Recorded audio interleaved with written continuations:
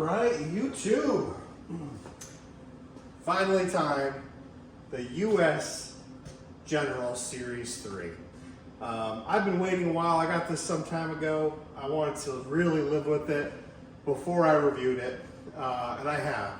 I've gone through this thing. I've reorganized it probably, I don't know, 4 different times, but now it's together and ready to rock and roll.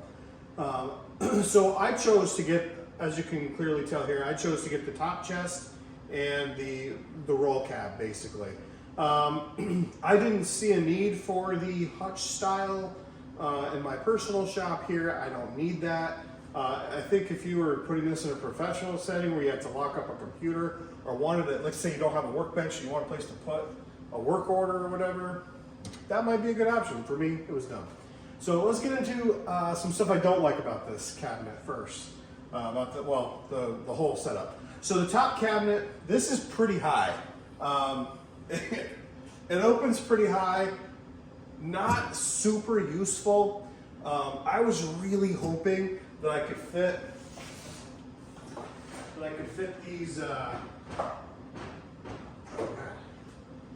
these nice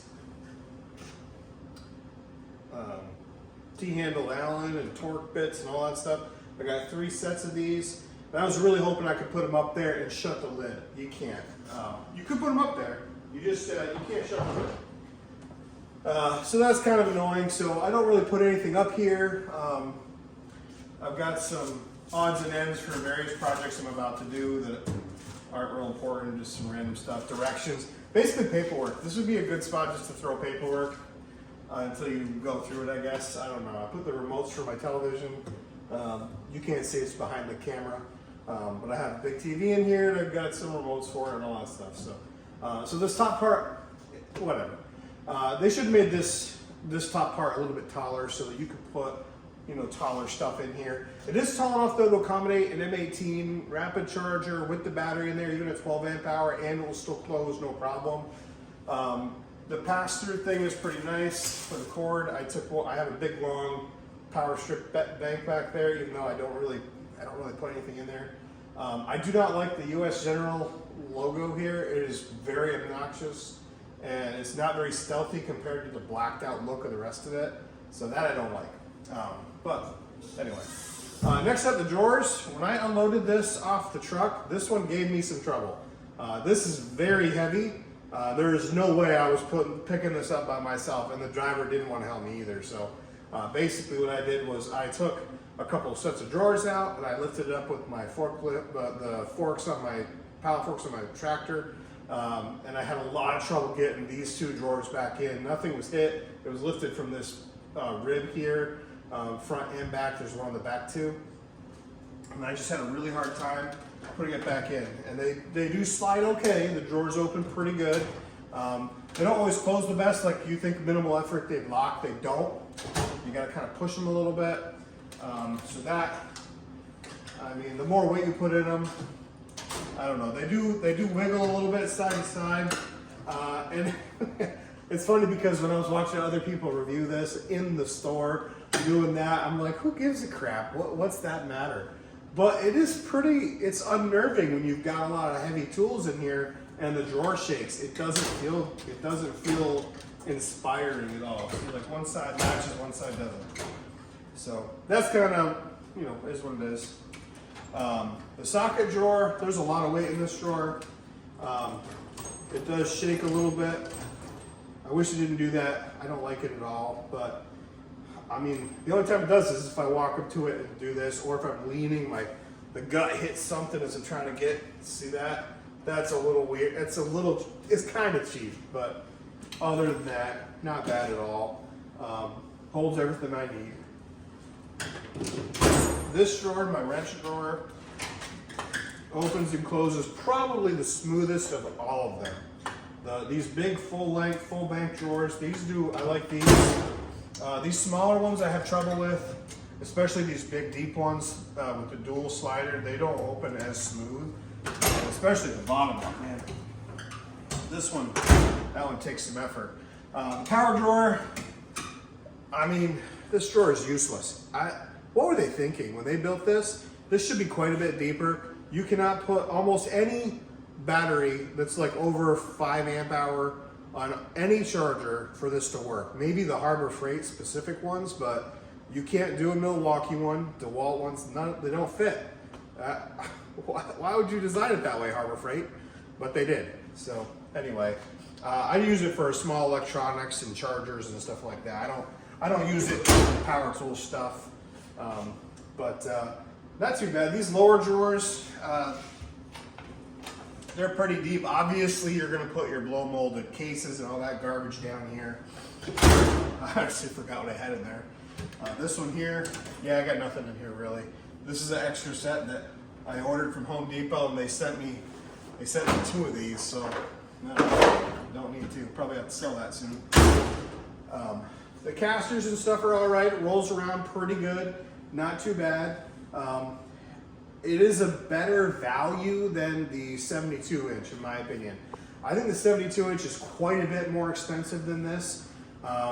And so I did the math on it, and the cost of the space per cubic inch was considerably better with the 56 inch. Although I will say that it would be nice to have another bank like right here, like these type of drawers, but not quite this deep, over here. Just like the little side extensions you can get. It'd be nice to have that built in, because I do find myself, I've rearranged this several times, and I think I'd like to take my ratchets out of the socket drawer and put it in a drawer right next to it. That would be nice. So I've got 2 options to do that. I can do their little extender, which is like a 15 inches in width. It's probably a little shallower than this. And I think it's 30 some odd inches. It's as tall as, you know, the top of this guy. So that's my first option. And I could do 2 of those. But I was looking at the math, and it actually makes more sense to buy the 42 inch roll cab. That's almost the same money. It's way bigger, and the drawer is considerably wider. So I could put, you know, torque wrenches and stuff, you know, this way, oriented this way in the drawer, because they do not fit. The drawers, they don't fit this way. I don't even know how deep this is. I don't think it's that deep, but it's better than what I had. So, but yeah, it's. I've tucked this thing over to the bench several times, and as you use it, it seems to like walk off. Even though the casters are on lock, it seems to move quite a bit. I gotta constantly move it back over. I don't know what's up with that. I don't know. That's a little bit annoying, but not a big deal. If I get the 42 inch roll cab as a companion to this, it'll probably make sure this doesn't move at all, because they'll both weigh quite a bit together. So, but yeah, I like the box. I like the colors. What got me originally, I was looking at white, because everything I have is white. Then I was looking at stealth gray, because everything I have is gray. My lift is blue, and it's the only thing in here that's blue, and I kind of wanted something else to tie into it. So I was thinking blue. After I got the blue, I kind of regretted it. I kind of wish I'd have got yellow. I think it would look better with yellow, with the lift arms and stuff, and all the yellow plastic bins and stuff, which may or may not stay there, so I don't know. So my wife convinced me. I love blue. It's my favorite color. She convinced me to get the blue. I'm quite happy with it. I got this all together. It came damaged from Harbor Freight. It came on a LTL Freight, I think, brought it. I'm pretty sure it was a big, you know, semi parked on the road. I loaded it with my machine. It did have damage on it. The driver waited. He took pictures of stuff himself, and I took my own pictures. And it took me probably 2 months to get something from Harbor Freight because of that damage. They wanted to come get the whole thing and send me another one, which was just crazy. I mean, they were not, both the dings and dents were in the back, one decent dent on each of these components in almost the same place, so I'm pretty sure it was the shipper. They wanted to send another package out. They wanted to waste another driver's time, waste more fuel. It just seemed like it was ridiculous. How much would it have cost to do that versus just giving me the 20% they told me originally they could do, and then they took it back and they later on. after the rep I dealt with, I stopped talking to him. I still had an open problem or issue, and another lady called me out of nowhere. I was watching the SEMA Harbor Freight video. I forget whose video it was, but it was SEMA 2023 Harbor Freight. I'm not even kidding. I'm watching it on YouTube, right? And I'm watching this video for the first time, and Harbor Freight calls me. And this lady, she did give me the 20% off the top and bottom for the damage. So it was $300 and some odd dollars. I was very pleased with that. And I told her that made my day, and I would definitely continue being a Harbor Freight customer. But that was really cool.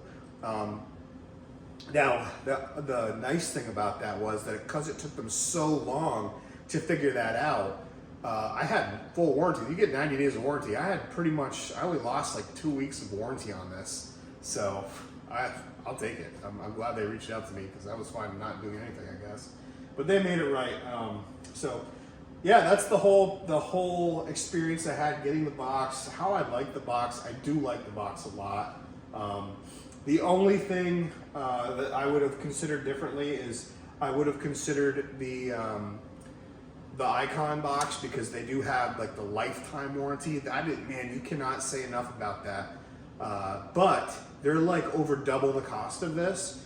So my thought was, if I had any major issues with this down the road, I could replace this twice for what one Harbor Freight would cost.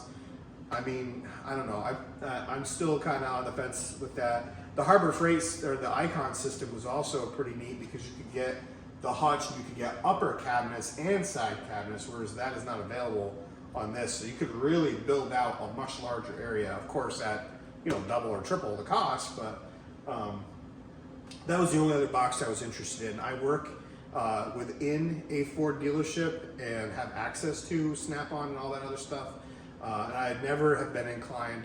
And I see all these young technicians going into debt, and they wrench every single day. Maybe they need the super high end. I don't see any need for that whatsoever for anyone to spend 15 grand on a box that doesn't even get you this much storage. So anyway, that's my 2 cents. I love the box. If you guys are in the market for it, I recommend picking it up, especially, man, if you got one of these during Black Friday, that was a great deal. The top and bottom one were both cheaper. I think the top is on sale right now as well.